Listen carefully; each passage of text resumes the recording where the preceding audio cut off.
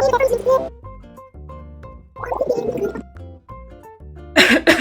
everyone, how's it going? This is Sulky, and today we're going to talk about why you would want to restart your Animal Crossing game.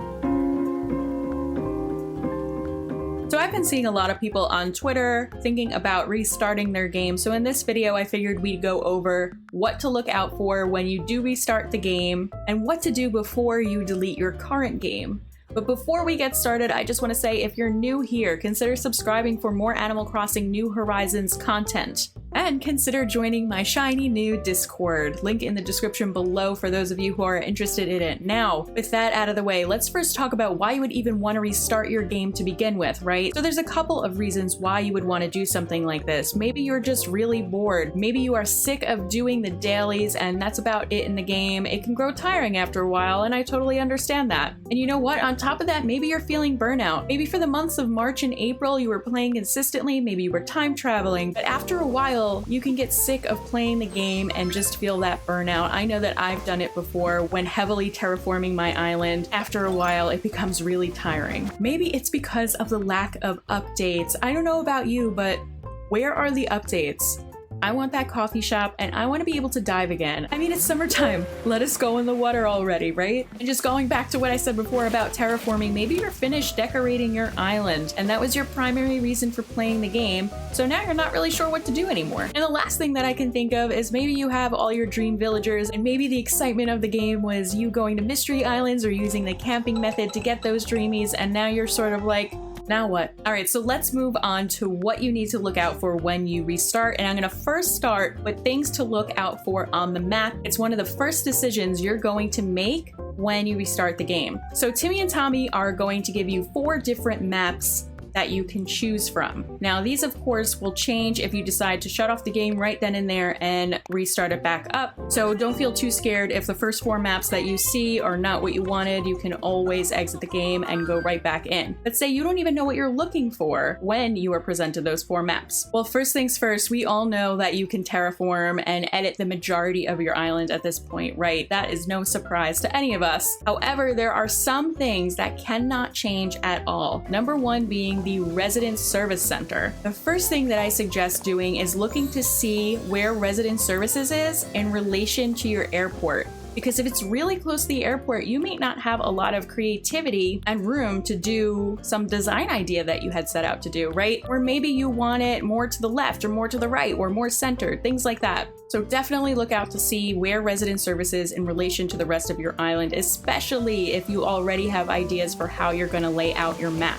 Now the next thing that I suggest doing is seeing where the rivers empty out into the oceans. You are not going to be able to terraform over those areas. Now there are 3 layouts for the rivers. The first one is both empty out into the southern part of your map's ocean, or one empties out to the south and one empties out to the west, or one empties out to the south and one empties out to the east. So think about which of those 3 options you would prefer to have. Now the next thing I suggest doing is looking at your beach and specifically what the rocks look like. There are a lot of different rocks in the game and some of them are really cool. You can get big flat rocks, ones that have water pools within them, ones that are sort of like boulders, or just tiny little pebble-like ones. Think about which one would be most beneficial to you and your design ideas. Flat rocks obviously can hold items on them, so maybe you want to do a cool cafe on the beach or something like that. You might want to get one of those flat rocks somewhere.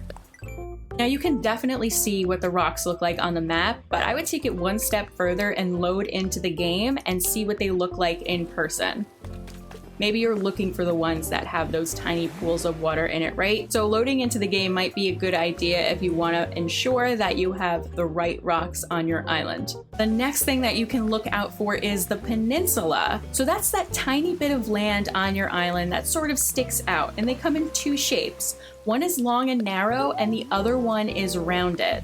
Think about which one you would want. And side note here, the one that's rounded can actually hold a building on it, like Able Sisters, for example. So if you're considering putting that shop on the peninsula, make sure you get the rounded one and not the narrow one. Of course, you can decorate the narrow one with items and things like that, but it's not going to be able to hold the Able Sisters. The next thing that you need to look out for on your map is where the private beach is located. Now, maybe you want your neighborhood to fall on the left side of your map and you want that private beach to be for them. Maybe you're doing a cool boardwalk or something, or maybe you want to make a really neat area that sort of leads up to where Red docks his boat. Think about where you would place that on your map, because the private beach can be anywhere from the top left of your map to the top right of your map. Now let's talk about what you need to look out for when you actually load into the game for the first time. So first things first, you're gonna see this right when you walk outside, the color of your airport. Now there's a blue airport, an orange airport, a yellow airport, and a green airport. And besides picking which one is your favorite color, you might also want to consider what these colors mean. So you know those items that you can get with Nook Mile tickets? Well, for some of them, the colors of those items are actually determined by the color of your airport. And it's only a couple, it's not all of them, but let's go over what each color represents.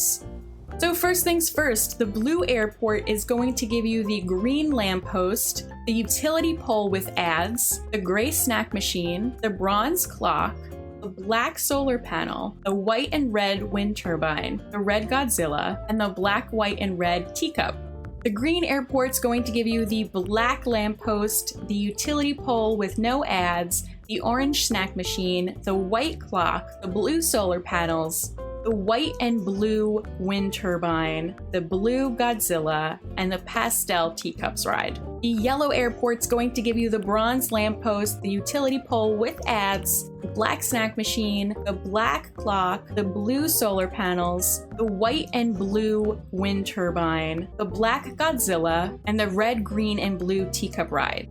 And finally, the orange airport's going to give you the white lamppost, the utility post with ads, the white snack machine, the gray clock, the black solar panels, the red and white wind turbine, the brown Godzilla, and the darker red, green, and blue teacups ride. All right, now the next thing that you want to take a look at is what flower you received. And you can do this by running to the edge of where your cliffs are. Obviously, you're not going to be able to get on them at that point in the game, but you can look over and see what sort of flower you got. And fun fact here, the flower is actually determined by two things. One is the hemisphere, so either northern or southern hemisphere, and the second is your birth month. So one of the first things you do with Timmy and Tommy is give them your birthday. That is actually going to help determine what flower you receive. So the next thing I want to talk about is the sister flower. And if you don't know, that's the flower that Tom Nook gives you that differs from your starter flower.